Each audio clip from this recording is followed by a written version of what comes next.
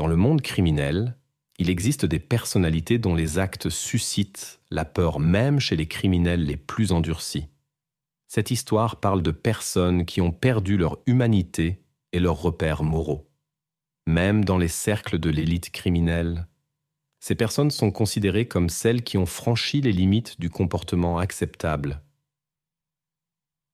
Par une journée ensoleillée de mai 1967, à Chicago, État de l'Illinois, Deborah Evans est née dans une famille religieuse. Ses proches l'appelaient affectueusement Debbie. En tant qu'aînée de 4 enfants, elle est devenue une personne énergique et joyeuse. Cependant, la séparation de ses parents a laissé des traces dans l'âme de Debbie, ce qui a affecté son image de soi. À la recherche de chaleur émotionnelle et de compréhension, Debbie se sentait souvent attirée par des hommes nettement plus âgés. Peut-être cherchait-elle inconsciemment l'image de son père en chacun d'eux. Ce chemin a conduit à une maternité non planifiée. À 18 ans, Debbie a appris qu'elle allait devenir mère. À l'automne 1985, la petite Samantha a illuminé la vie de Debbie d'une nouvelle lumière. La jeune mère consacrait tout son temps à sa petite, mais la relation avec le père de la fillette se refroidissait progressivement. Malgré tous les efforts de Debbie pour maintenir cette connexion, toutes les tentatives sont restées vaines. Après la séparation définitive du père de Samantha, les proches ont remarqué des changements dans le comportement de Debbie. Les changements de sa silhouette après l'accouchement et les expériences émotionnelles de cette période ont fortement affecté sa confiance en elle. Malgré ces expériences intérieures, Debbie n'a pas perdu l'espoir de trouver un partenaire de vie. Elle fréquentait activement des clubs de rencontres et réagissait facilement même aux petits signes d'attention. Les étrangers pouvaient percevoir ce comportement comme imprudent, mais ses proches comprenaient. Debbie cherchait simplement son bonheur. De nouvelles relations se succédaient. Après 3 ans, elle a eu son deuxième enfant, Joshua.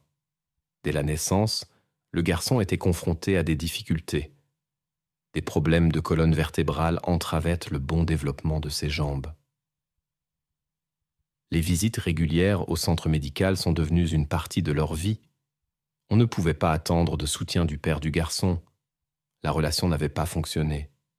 Debbie se débrouillait comme elle pouvait. Elle vivait des prestations sociales et avec l'aide de la famille, particulièrement du père de Samantha.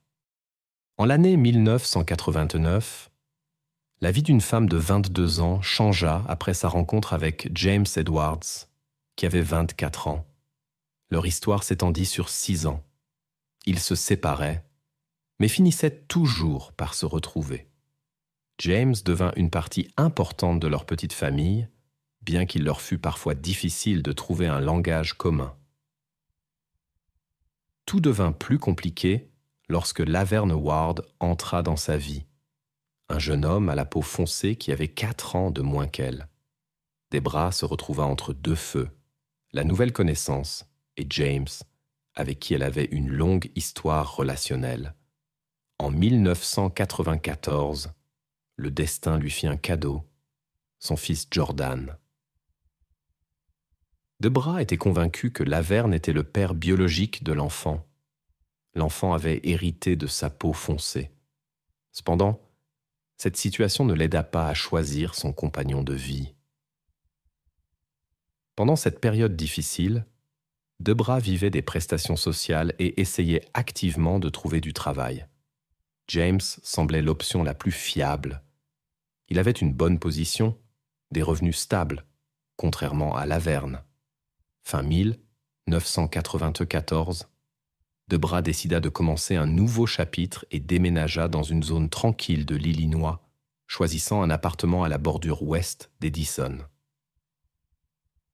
Progressivement, elle pencha vers le choix de James.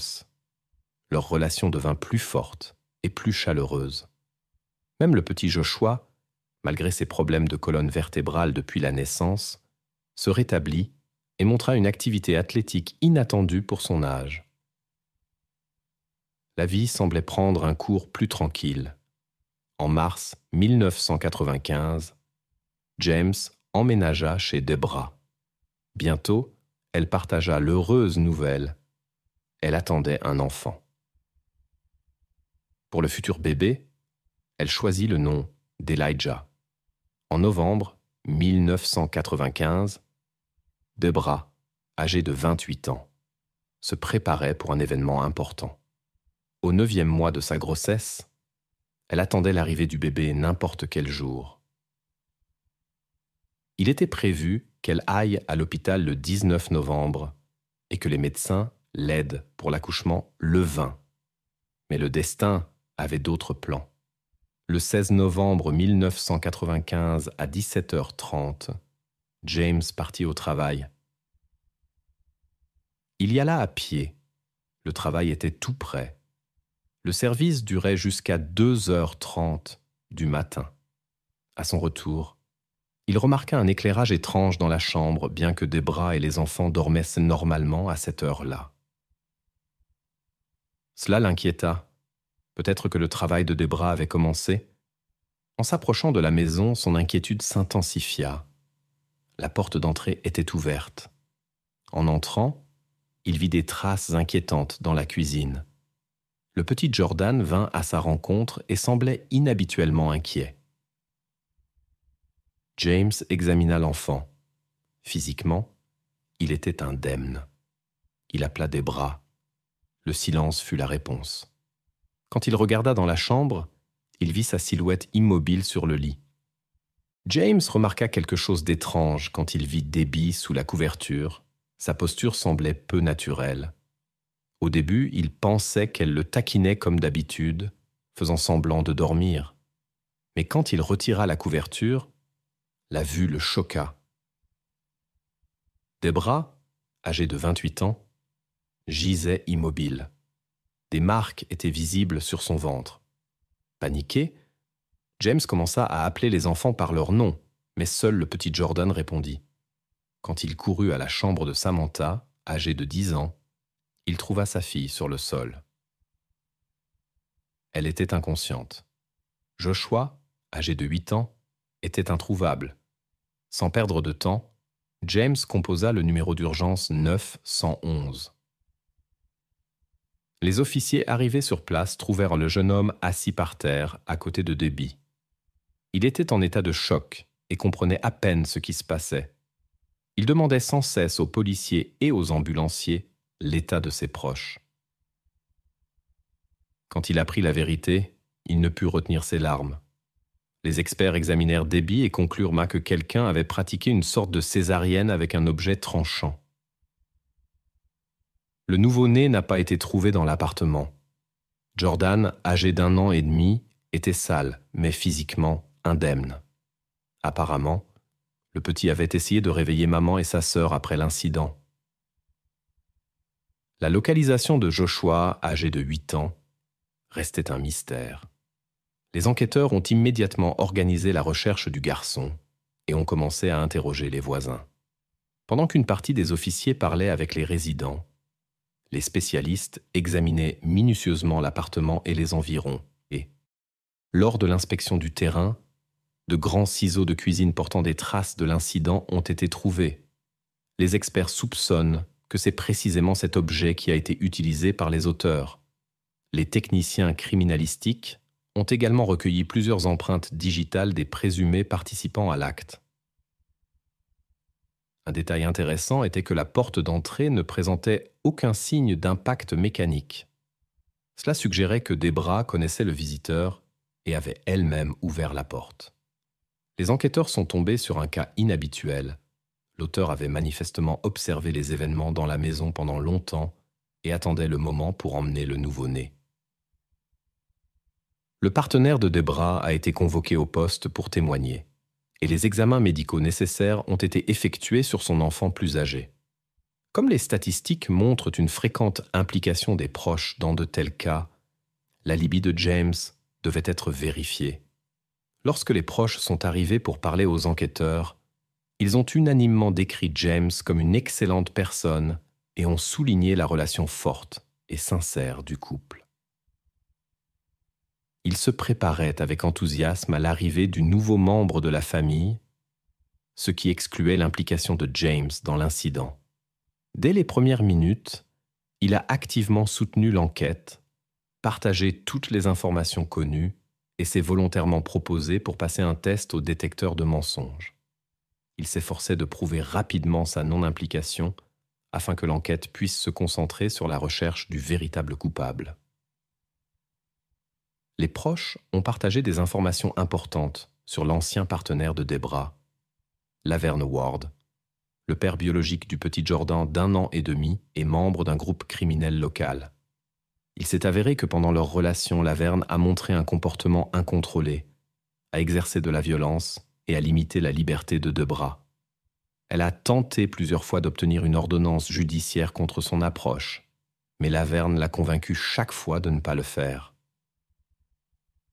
Cependant, peu avant l'incident, elle a réussi à obtenir une ordonnance de protection.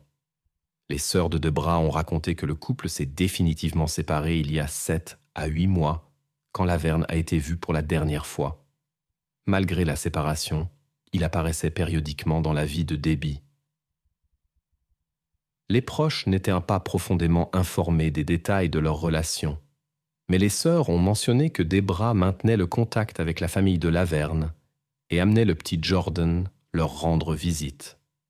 Malheureusement, personne ne connaissait la famille Ward, à l'exception d'une cousine enceinte de Laverne dont le nom n'a pas pu être rappelé. James, le partenaire actuel de Debra, a confirmé le caractère difficile de sa communication avec Laverne et a noté qu'elle était heureuse que cette relation soit terminée. Cependant, l'enfant commun a forcé les ex-partenaires à maintenir le contact. Lors de l'examen de la scène de crime, les enquêteurs ont découvert plusieurs objets n'appartenant ni à James, ni à Debra. De plus, certains effets personnels du jeune homme manquaient. Une série d'objets trouvés a été envoyée aux experts pour analyse. Les témoignages des voisins ont aidé à confirmer la crédibilité des paroles de James et ont fourni des informations importantes sur Laverne. Les employeurs et collègues ont définitivement confirmé la localisation du petit ami de Debbie. Il a effectivement passé toute la soirée au centre de tri. Bien qu'aucun des résidents n'ait pu identifier un auteur spécifique, une jeune femme a remarqué un groupe suspect près de la maison le soir. 2 personnes à la peau foncée et un latino-américain. Lorsqu'un résident a demandé la raison de leur présence, le groupe a rapidement disparu. Des chiens spécialement entraînés ont été utilisés pour rechercher Joshua, 8 ans, et le bébé. Les animaux se sont arrêtés à plusieurs reprises à un point, indiquant « Les enfants ont été emmenés en voiture vers le nord depuis le complexe d'appartements de Debra. » Selon l'une des sœurs, en août de la même année, Laverne avait expliqué à Debbie ses droits sur le futur enfant et avait insisté pour qu'elle lui remette le bébé. Debra a rejeté ses demandes et a habilement insisté sur le fait que James était le père de l'enfant. La sœur a également rapporté que 2 jours avant l'incident, Debbie s'était plainte de l'attention intrusive de Laverne. Il la suivait dans les rues, l'accablait d'insultes et tentait de provoquer une dispute. Pendant cette période, Debra s'est sérieusement inquiété pour sa sécurité et a prévu d'obtenir une ordonnance de protection, qui a été émise par la suite. Compte tenu des incidents antérieurs de violence, du casier judiciaire de Laverne et de ses liens avec des groupes criminels, il présentait un intérêt particulier pour l'enquête. Comme la localisation de Laverne restait inconnue, les enquêteurs ont décidé de contacter sa dernière petite amie, Cynthia Sawyer. Lors d'une visite au domicile de Cynthia, ni elle ni la personne recherchée n'étaient présentes. Le propriétaire a indiqué qu'il n'avait pas vu Laverne depuis longtemps, mais a donné des indications sur la façon de trouver Cynthia pour une conversation et a autorisé la perquisition de l'appartement. Après n'avoir rien trouvé de substantiel, les officiers se sont immédiatement mis à la recherche de Cynthia. Après une longue recherche, on a réussi à trouver un témoin important. Elle a indiqué qu'elle maintient le contact avec le suspect en raison d'un enfant en commun. Selon ses paroles, Laverne a été envoyée dans un établissement pénitentiaire peu avant l'incident pour distribution de substances interdites. Cynthia a partagé un détail intéressant. Debbie insistait sur le fait que Laverne n'était pas le père biologique du futur bébé. Cependant, le jeune homme était convaincu du contraire et montrait un intérêt exceptionnel pour le futur enfant. Après les événements tragiques avec Debra, Laverne a contacté Cynthia par téléphone et l'a menacée de conséquences similaires en cas de désobéissance. Cynthia n'avait aucun doute sur l'implication de Laverne dans les événements. Elle a signalé qu'il pourrait se trouver chez sa connaissance de 30 ans, Laura Payme. La femme a expliqué comment trouver cet endroit et a partagé toutes les informations connues sur les proches du principal suspect. Cela a fourni aux enquêteurs une source fiable d'informations sur la personnalité du jeune homme. Le suspect n'a pas été trouvé à l'endroit indiqué, mais Cynthia a fourni une autre adresse possible. La propriétaire de la maison était Martha Martin, qui était récemment devenue la tante de Laverne en épousant son oncle. Cependant, ici aussi la recherche s'est révélée infructueuse. Martha a autorisé la perquisition de la chambre de son neveu, mais rien de significatif n'a été trouvé. Les résidents n'ont pas non plus pu partager d'informations importantes. L'examen médical a révélé des particularités de l'événement. Samantha avait des blessures dans la région du cou. Les experts ont déterminé qu'elle avait tenté de se défendre. On supposait qu'elle était un témoin oculaire accidentel. Les experts ont trouvé un petit objet métallique dans Debra. Une attention particulière a été portée au ventre de Debra, par lequel le bébé a été extrait. Les ciseaux trouvés à proximité ont probablement été utilisés. L'examen a montré des traces du nourrisson. La question s'est posée sur son état après une telle intervention d'urgence. Selon les données médicales, dans de telles situations, il n'y a que quelques minutes pour sauver l'enfant. Cela indiquait la nécessité de compétences médicales professionnelles et d'actions précises. Les spécialistes ont supposé que dans une telle situation, il était impossible d'agir sans aide, ce qui suggérait l'implication de plusieurs personnes. L'examen médical a révélé un fait choquant. Pendant l'urgence, le personnage principal de l'histoire était consciente lorsqu'on lui a enlevé l'enfant. Les experts ont conclu qu'un groupe entier était à l'œuvre. Il était pratiquement impossible de réaliser quelque chose comme ça seul. Il fallait plusieurs personnes pour maintenir la femme.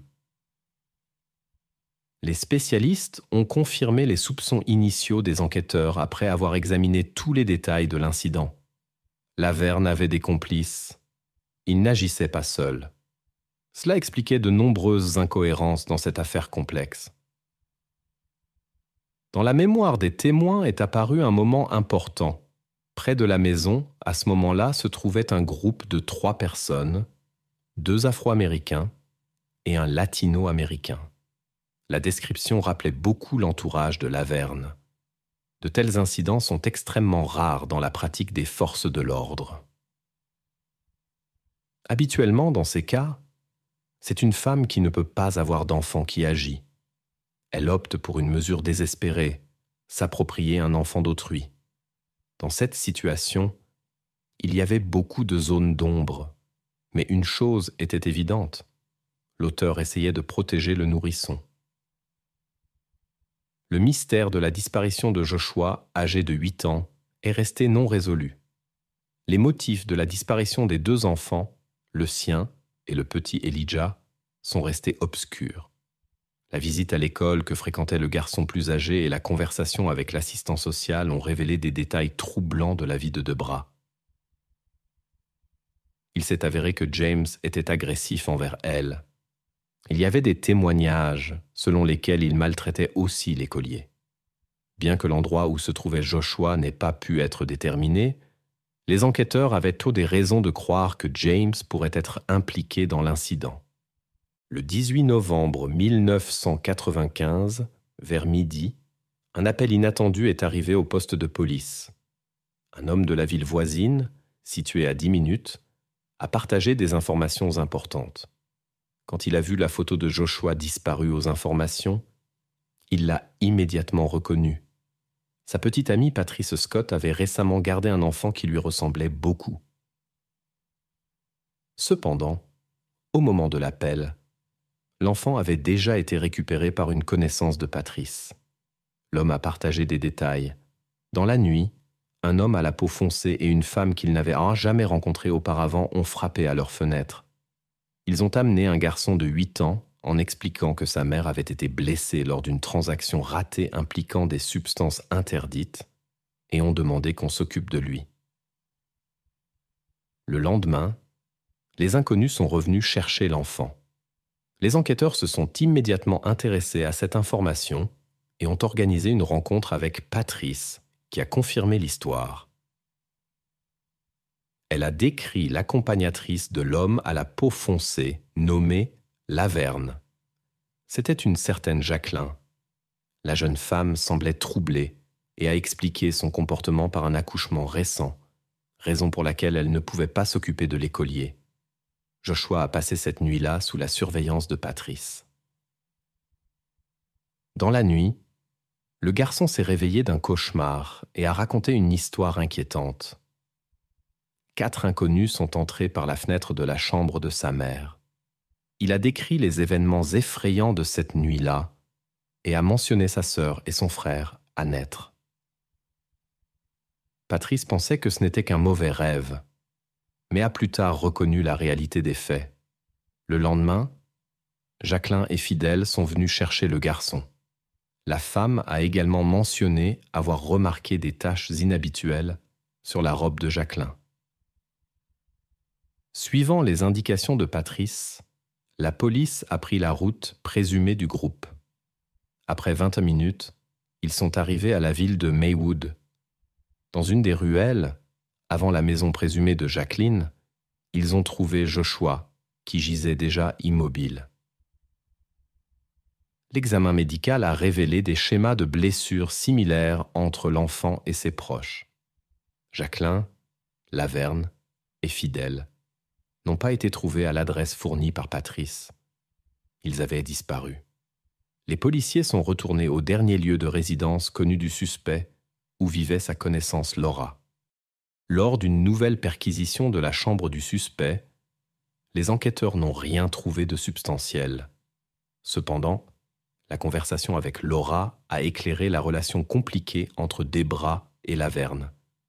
Il s'est avéré que Debra, lorsqu'elle entretenait une relation étroite avec Laverne, l'avait convaincue de sa paternité de l'enfant à venir. La situation a changé quand elle a repris contact avec James. Alors l'histoire sonnait complètement différemment. Ce comportement s'est répété plusieurs fois, ce qui a de plus en plus irrité Laverne. Avec le temps, son attitude envers son ex-amante est devenue extrêmement négative. Probablement que Debra utilisait cette tactique pour maintenir l'attention des 2 partenaires. L'information de Laura a aidé les enquêteurs à suivre la piste du principal suspect. L'interrogatoire des témoins a aidé à créer un portrait de Jacqueline. Elle s'est révélée être une femme ordinaire, fille de Martha Martin, qui avait épousé l'oncle de Laverne. C'est ainsi que s'est établie leur connexion familiale. Le destin de Jacqueline n'a pas été simple. Une grossesse précoce l'a forcée à abandonner l'école, a empêché son éducation et la recherche d'un travail approprié. À 20 ans, elle élevait déjà 3 enfants, ce qui l'a conduite à la décision de subir une intervention médicale pour éviter de futures grossesses. Les capacités intellectuelles limitées ont compliqué la recherche d'emploi. Pour subvenir aux besoins de la famille, elle a commencé à commettre des délits mineurs, car le soutien n'était pas suffisant. Les conflits fréquents avec ses partenaires l'ont habituée au comportement agressif. Dans sa biographie, il y a eu des cas d'arrestation et de séjour dans des centres correctionnels. Au moment des événements décrits, elle avait 27 ans. Martha ne pouvait toujours pas comprendre comment sa fille avait pu se retrouver dans une telle situation. Fidèle a grandi dans des conditions particulièrement difficiles Sa mère et sa grand-mère avaient quand des problèmes mentaux, paranoïa, schizophrénie, croyances étranges. Son enfance s'est déroulée dans une atmosphère inhabituelle pour une personne normale. En conséquence, il est devenu un représentant typique d'un environnement problématique. Dès le début de la relation avec Fidèle, Jacqueline a montré une tendance à la manipulation. Elle s'est impliquée dans des pratiques vaudou pour gagner le contrôle sur son partenaire. Après quelques rituels, leur communication a pris un caractère inhabituel. Elle le forçait à accomplir des actes étranges en croyant en leur pouvoir magique pour renforcer son influence. Pendant les disputes, elle perdait le contrôle. Une fois, elle a même dirigé sa voiture vers une connaissance de Fidèle en raison de soupçons d'une relation romantique. Malgré les difficultés, elle a obtenu une qualification médicale et l'autorisation de travailler comme aide-soignante. Ce fait est devenu un élément important pour comprendre comment certaines manipulations médicales ont été effectuées en utilisant des ciseaux. L'histoire de ce couple a commencé de manière inhabituelle. Fidèle, 6 ans plus jeune que Jacqueline, rêvait de devenir père. Son souhait particulier était d'avoir un enfant à la peau claire. Jacqueline, bien qu'elle ne prévoyait pas d'avoir d'autres enfants, décida de soutenir le rêve de son amoureux. 1 an avant l'incident, Jacqueline annonça de façon surprenante sa grossesse. Cette nouvelle suscita l'étonnement chez beaucoup, compte tenu de ses interventions médicales antérieures. Néanmoins, des signes extérieurs indiquaient son état. Même son ventre devint plus visible. Durant cette période, elle commença à rechercher activement le contact avec des futures mères. Son comportement soulevait des questions. Elle changeait fréquemment la date prévue de l'accouchement, évoquant des erreurs médicales. Il était remarquable que Jacqueline perdait rapidement l'intérêt pour les amies enceintes lorsqu'elle apprenait qu'elles attendaient une fille. Progressivement, l'image de ses intentions devint plus claire. Apparemment, elle avait longtemps nourri le plan d'obtenir un enfant d'autrui, absolument un garçon à la peau claire. Elijah, que Debra attendait, correspondait parfaitement à ces critères. C'est exactement lui que Laverne avait indiqué. Tina, la sœur de Jacqueline, rapporta plus tard aux enquêteurs l'accouchement présumé de sa sœur. Bien que toute la famille doutât de la réalité de cette grossesse, Jacqueline insistait sur sa version des événements.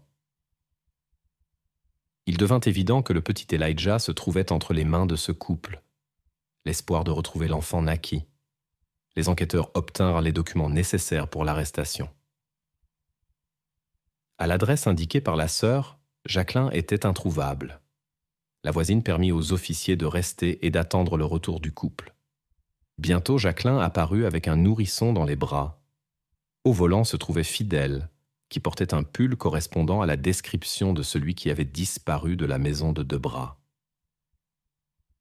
Jacqueline présenta des documents de naissance pour l'enfant, qu'elle appelait Fidèle Junior. L'enfant fut immédiatement emmené dans un établissement médical pour examen.